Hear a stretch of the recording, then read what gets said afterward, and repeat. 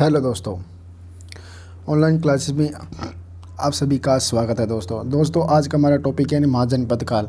महाजनपद काल की हमने पिछले वीडियो में भी अध्ययन कर चुकी थी। उनमें से हमारा इम्पोर्टेंट महाजनपद है मगध महाजनपद। आज हम मगध महाजनपद के बारे में अध्ययन करेंगे।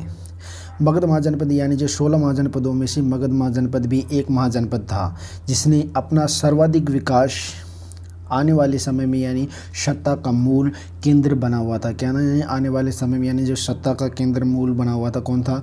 मगध महाजनपद था। यही एक सर्वाधिकशाली महाजनपद था, सर्वशक्तिशाली महाजनपद था, और इसमें सर्वाधिक सत्ता का विकास हुआ था और ये सत्ता का केंद्र भी था। और इसमें सर्वाधिक विकास कौन से जनपद का हुआ? मगध जनपद का हुआ था।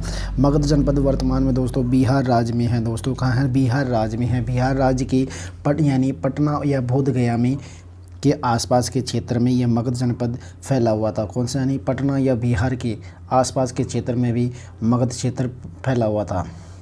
कहाँ पे दोस्तों? यह एक सत्ता का मूल केंद्र था। मगध जनपद क्या था? एक सत्ता का केंद्र था। क्या था? एक सत्ता का केंद्र था, सत्ता का केंद्र बना हुआ था, जिसमें सर्वाधिक विकास हुआ था। किसका? सर्वाधिक विकास किसका हुआ था? मगध महाजनपद का हुआ था। और ये 16 महाजनपदों में से सर्वशक्तिशाली महाजनपद था। क्या था? सर्वशक्तिशाली महाजनपद मगध महाजनपद था। वर्तमान में मगध महाजनपद दोस्तों वर्तमान में मगध महाजनपद बिहार राज्य में था। कौन से? बिहार राज्य में था, जिसमें ये कौन से राज्य में था दोस्तों? बिहार राज्य में था। और इधर पटना और बोधगया के आसपास का क्षेत्र था। क्या था? पटना और बोधगया के आसपास का क्षेत्र कौन सा था? मगध महाजनपद का जो पटना और बोधगया के आसपास फैला हुआ था। किसना आसपास फैला था? वर्तमान बिहार में है, और ये भारत की सत्ता का मूल केंद्र बनकर उभरा हुआ था। क्या हुआ था? भारत की मूल सत्ता का केंद्र क्या उभरा हुआ था? भारत की मूल सत्ता का केंद्र बनकर उभरा हुआ था। कौन सा? मगध महाजनपद। मगध महाजनपद उभरा हुआ था। कौन सा दोस्तों? मगध महाजनपद उभरा हुआ था।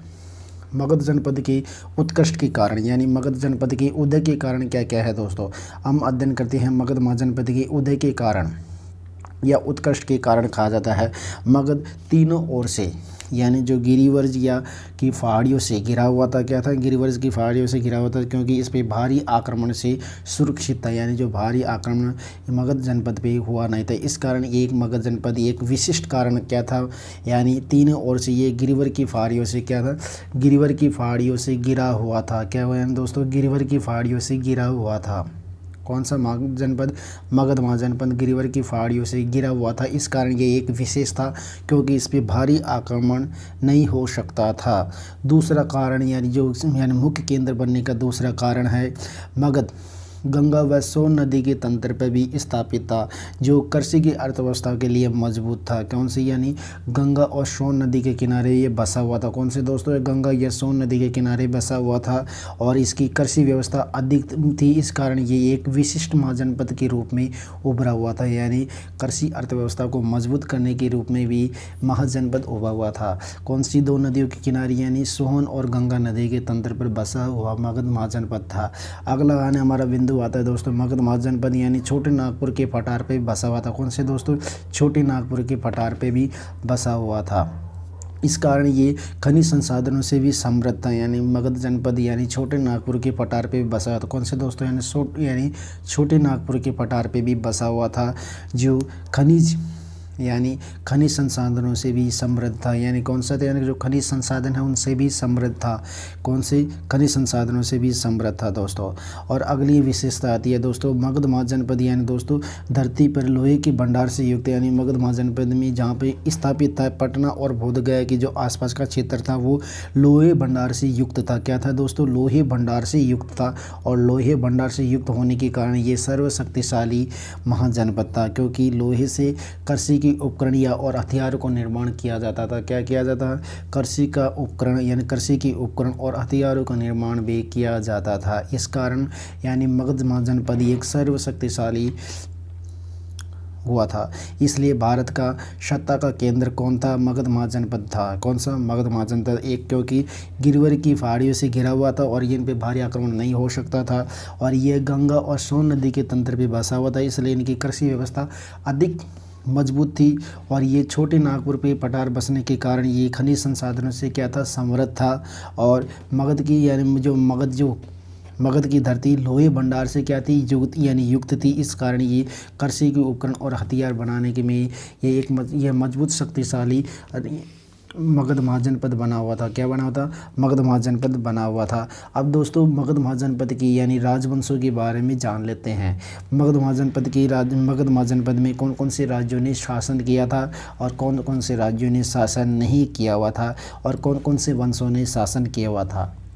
आइए मगध महाजनपद के बारे में जान लेते हैं। मगध महाजनपद की राजवंश, मगध महाजनपद की राजवंशों का शासनकाल दोस्तों 544 ईसा पूर्व से 322 ईसा पूर्व चला था। कितने यानी 544 ईसा पूर्व से 322 ईसा पूर्व तक चला हुआ था, जिसमें से प्रथम शासक वैद्रक वंश था। कौन सा? यानी वैद्रक राजवंश था। कौन सा दोस्तों? मगध की राजवंश कितने शासन चला था? यानी 4-5 राजवंशों का शासन चला हुआ था, जिसमें से प्रथम आता है कब तक? यानी 544 ईसा पूर्व से 322 ईसा पूर्व तक मगध राजवंशों का शासन चला हुआ था, जिसमें से पहला आता है वैद्रक वंश। वैद्रक वंश यानी ये एक प्रथम मगध वंश का है। कौन सा? यानी मगध राजवंशों में वैद्रक राजवंश का शासन हुआ था, जिसमें भारत एवं पुराणों के अनुसार इनका जानकारी मिलती है। किसमें? इस वंश की जानकारी यानी महाभारत व पुराणों के अनुसार ही मिलती है, लेकिन इसके साक्ष्य कोई स्रोत या अभिलेख नहीं मिला हुआ है। इस कारण यानी वैद्रक वंश की जानकारी ओनली कहाँ पे मिलती है दोस्तों? महाभारत पुराणों या प्राग ऐतिहासिक कालीन के राजवंश के रूप में काउंटिंग की जाती है या गिना जाता है। कौन से वंश को? वैद्रक वंश को गिना जाता है। उसके बाद दोस्तों अगला वंश आता है हद्रक यानी हर्यंक वंश आता है। कौन से दोस्तों? हर्यंक वंश आता है। हर्यंक वंश का शासनकाल दोस्तों यानी 544 ईसा पूर्व से 412 ईसा पूर्व तक था। यानी 544 ईसा पूर्व से 444 ईसा पूर्व था। प्रथम वैद्रक वंश था, जो महापुराणों और प्रागैतिहासिक कालीन में इसके अवशेष मिले या जानकारी के स्रोत मिले हुए हैं। उसी प्रकार दोस्तों हमारा यानी हर्यक वंश के बाद आता है ना शिशुनाग वंश। शिशुनाग वंश था यानी 412 ईसा पूर्व से या 300 BC था। कितना? 412 BC से और 344 BC शिशुनाग वंश ने यानी क्या किया था? शासन किया था। उसके बाद दोस्तों नंद वंश ने शासन किया था। किसने किया था दोस्तों? नंद वंश ने भी शासन किया हुआ था। नंद वंश का शासन है 344 BC से 322 ईसा पूर्व माना जाता है। किस वंश से? इन वंशों की यानी हर्यक वंश और शिशुनाग वंश और नंद वंश की जानकारी दोस्तों ऐतिहासिक राजवंश में ऐतिहासिक राज स्रोतों में मिलती है। किसमें? यानी ऐतिहासिक राज स्रोतों में मिलती है, जबकि वैद्रक वंश की जानकारी महाभारत या पुराणों के अनुसार मिलती है और प्रागैतिहासिक कालीन राजवंश के अनुसार इन्हें माना जाता है। यानी इस प्रकार मगध के राजवंशों की जानकारी 544 ईसा पूर्व से 322 ईसा पूर्व तक मानी जाती है। कितनी? यानी 544 ईसा BC से 322 BC मानी जाती है। यानी 322 BC मानी जाती है। कितनी मानी जाती है? 444 BC से 322 BC मानी जाती है दोस्तों। इस प्रकार दोस्तों हम एक एक वंश को अध्ययन वाइज समझते हैं दोस्तों। कितने? एक एक वंश को हम अध्ययन वाइज समझते हैं। पहले वंश में कौन सा आता है? हर्यक वंश। जान लेते हैं हर्यक वंश क्या है, हर्यक वंश के शासक कौन कौन हैं, उनके बारे में अध्ययन कर लेते हैं। हर्यक वंश की जानकारी दोस्तों यानी हमें महाभारत व पुराणों के अनुसार मिलती है। किसके अनुसार? महाभारत व पुराणों के अनुसार हर्यक वंश की जानकारी मिलती है। किसके दोस्तों? हर्यक वंश की जानकारी हमें महाभारत व पुराणों के अनुसार जानकारी मिलती है। और इसमें 3 शासक होते हैं। यानी कितने शासक थे दोस्तों? हर्यक वंश की जानकारी हमें महाभारत पुराणों के अनुसार मगध के राज्य का प्रथम राजवंश कहा जाता है। इन्हें कहा जाता है प्रथम राजवंश भी कहा जाता है। यानी जो प्रथम राजवंश कौन था? हरियाणी वैद्रक वंश था। कौन सा दोस्तों? वैद्रक वंश था। और इसमें 3 शासक हुए थे। पहला शासक है दोस्तों वैद्रक, दूसरा शासक है यानी जरासंध, तीसरा है रिपुंज। वैद्रक के पिता कौन थे? वसुते दोस्तों। कौन थे दोस्तों?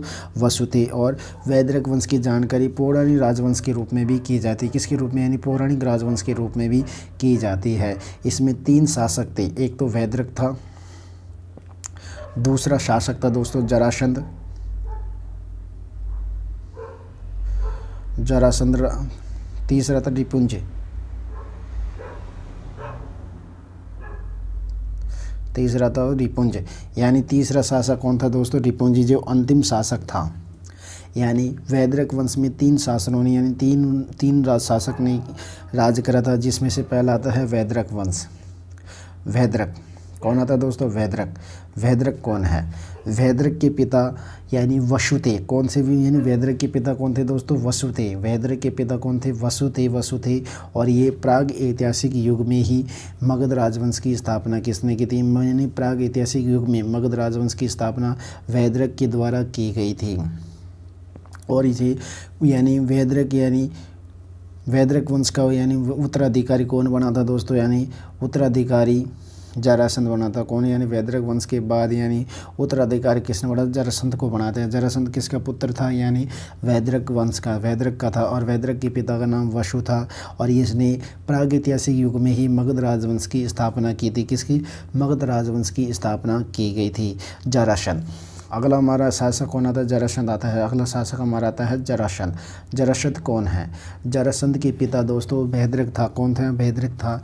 इसने यदुवंशी कृष्ण को 7 बार युद्ध किया था। किसने? यानी यदुवंशी कृष्ण के साथ, यानी जरासंध ने यदुवंशी कृष्ण के साथ 17 बार युद्ध किया था। कितनी बार दोस्तों? 17 बार युद्ध किया था, जिसमें यानी जरासंध की हत्या दोस्तों भीम के द्वारा की गई थी। किसी के द्वारा? जरासंध की हत्या भीम के द्वारा की गई थी। किसके द्वारा दोस्तों? भीम के द्वारा जरासंध की हत्या की गई थी। और ये कृष्ण भगवान से यानी यदुवंशी कृष्ण से कितनी बार युद्ध लड़े थे? 17 बार युद्ध लड़े थे। कितनी बार दोस्तों? 17 बार युद्ध लड़े थे। कितनी बार? 17 बार युद्ध, यानी 17 बार युद्ध लड़े थे। कितनी बार? 17 बार युद्ध लड़े थे। किससे? कृष्ण भगवान से। कृष्ण भगवान का राजवंश था, यानी यदुवंशी राजवंश था। कौन सा? यदुवंशी राजवंश था। और इसी वैदरक वंश का अंतिम शासक है रिपुंज। कौन सा दोस्तों? रिपुंज, जिसने अंतिम शासक यानी कौन था? रिपुंज है, जिसकी हत्या दोस्तों पुलिक ने करी थी। यानी रिपुंज की हत्या किसने कर दी थी? अंतिम शासक कौन है दोस्तों? यानी रिपुंज है दोस्तों। वैदरक वंश का अंतिम शासक कौन है? रिपुंज है, जिसकी इसकी हत्या पुलिक के द्वारा की गई थी। किसके द्वारा? पुलिक के द्वारा की गई थी। इसी प्रकार दोस्तों अब आता है हमारे ऐतिहासिक स्रोतों के अनुसार हर्यक वंश। प्राग ऐतिहासिक जानकारी कौन है? प्राग ऐतिहासिक या पुराणो ऐतिहासिक वैदरक वंश था। कौन सा राजवंश था? वैदरक वंश था, जिसने महाभारत व पुराणों के अनुसार इन्हें पौराणिक राजवंश माना जाता है। अब ऐतिहासिक के आधार पर हमें हर्यक वंश को मगध का राजवंश माना जाता है। किसे? यानी मगध का राजवंश माना जाता है। किसको दोस्तों? यानी मगध के राजवंश माना जाता है। हर्यवंश। हर्यक वंश की यानी दोस्तों हर्यक वंश का शासन यह कब तक चला था? 544 से 412 BC तक चला हुआ था। यानी 544 BC से 412 BC चला हुआ था। कौन से? यानी 544 से 412 BC शासन किया था। किसने किया था? हर्यक वंश ने किया था। किसने दोस्तों? हर्यक वंश ने किया था। हर्यक वंश को पितृहंता राजवंश भी कहा जाता है। क्या कहता है दोस्तों? पितृ राजवंश यानी पितृहंता राजवंश भी कहा जाता है। हर्यक वंश के 2 भाग थे। एक तो प्रथम ऐतिहासिक राजवंश जो मगध का संस्थापक कहा जाता है। इसे मगध का संस्थापक किसे कहा जाता है? वैसे तो मगध की स्थापना किसने की थी? वैदरक के द्वारा की गई थी, लेकिन उनका संस्थापक मगध का संस्थापक यह ऐतिहासिक राजवंश के अकॉर्डिंग, किसके अकॉर्डिंग? भारत ऐतिहासिक राजवंश के अकॉर्डिंग यानी मगध का संस्थापक यानी किसे कहा जाता है? हर्यक वंश को कहा जाता है। किसे? यानी हर्यक वंश को कहा जाता है। इनके प्रमुख राजवंश हुए थे। यानी हर्यक वंश में क्या थे? प्रमुख राजवंश हुआ थे। इनका शासनकाल चला था 544 से 412 BC में चला था। कौन सा दोस्तों? यानी 444 से 512 BC में यानी हर्यक वंश का शासन चला हुआ था। किसका दोस्तों? हर्यक वंश का शासन 544 से 412 BC तक चला था। और इसे पितृहंता के नाम से भी जाना जाता है, या पितृहंता राजवंश के नाम से भी जाना जाता है। हर्यक वंश में यानी 4-5 शासक हुए थे, जिनमें से प्रथम शासक था दोस्तों यानी बिंबुसार। कौन था शासक था दोस्तों? प्रथम शासक है बिंबुसार। कौन सा था? प्रथम शासक है बिंबुसार। प्रमुख राजवंश यानी हर्यक वंश में प्रमुख राजवंश पहला आता है बिंबुसार। कौन सा दोस्तों? बिंबुसार आता है। उसके बाद आता है हमारा अजातशत्रु आता है। कौन सा दोस्तों? अजातशत्रु आता है। उसके बाद आता है उदयनी आता है। कौन सा दोस्तों? उदयनी आता है। और इसे नागदक्षक या दर्शक के नाम से भी जाना जाता है। नागदक्षक को दर्शक के नाम से भी जाना जाता है। इस प्रकार यानी हर्यक वंश का यानी 544 BC से 412 BC तक चला हुआ था। इन्हें ऐतिहासिक स्रोतों की आधार पर इन्हें यानी ऐतिहासिक राजवंश माना जाता है या वास्तविक संस्थापक माना जाता है। इसमें 4 शासक हुआ थे। कौन से? एक तो बिंबुसार हुआ था, अजातशत्रु हुआ था, और उदयनी हुआ था, और नागदक्ष हुआ था या और दर्शक हुआ था, जिनमें से हम बिंबुसार के शासनकाल को अध्ययन करते हैं। बिंबुसार का शासनकाल अध्ययन कौन सा है दोस्तों? बिंबुसार के शासनकाल का अध्ययन पढ़ते हैं। यानी बिंबुसार के शासन का अध्ययन। बिंबुसार एक भट्टीय सरदार या बौद्धिस्ट यानी क्षेत्रज का पुत्र था। कौन था? यानी भट्टीय सरदार, बौद्धिस्ट या क्षेत्रज का पुत्र था। कौन सा बिंबुसार दोस्तों? यानी बिंबुसार एक भट्टीय सरदार का बौद्धिस्ट या क्षेत्रज पुत्र से बिंबुसार के पिता की उपाधि है। कौन? यानी भट्टीय सरदार का पुत्र था। कौन था? यानी भट्टीय सरदार का पुत्र था। कौन था? बिंबुसार। बिंबुसार ने यानी मगध जनपद का वास्तविक स्थापना कब की थी? 544 BC से इसने हर्यक वंश की स्थापना की थी। यानी कब की थी? 544 में इसने हर्यक वंश की स्थापना की थी। कितने के? हर्यक वंश की स्थापना की थी। बिंबुसार का एक अन्य नाम सैनिक या श्रेणिक यानी पुराणों के अनुसार बिंबुसार का नाम मिलता है। यानी बिंबुसार का एक अन्य क्या नाम थे? यानी श्रेणिक या सैनिक नाम मिलता है। कितना मिलता है? यानी सैनिक और श्रेणी नाम भी कहा जाता है बिंबुसार को। और पुराणों के अनुसार बिंबुसार ने मगध पर यानी 28 वर्षों तक क्या किया था? शासन किया था। कब तक किया था ना? 28 वर्षों में बिंबुसार ने यानी पुराणों के आधार पर यानी बिंबुसार ने 28 वर्षों तक यानी मगध पर क्या किया था? शासन किया था। क्या किया था दोस्तों? मगध पर शासक किया था। और दोस्तों बिंबुसार की यानी पुराणों के अनुसार बिंबुसार की 500 पत्नियां थी। कितनी दोस्तों? 500 पत्नियां थी। कितनी दोस्तों? 500 पत्नियां थी, जिनमें से 3 मुख्य पत्नियां थी। कौन सी दोस्तों? 3 मुख्य पत्नियां थी।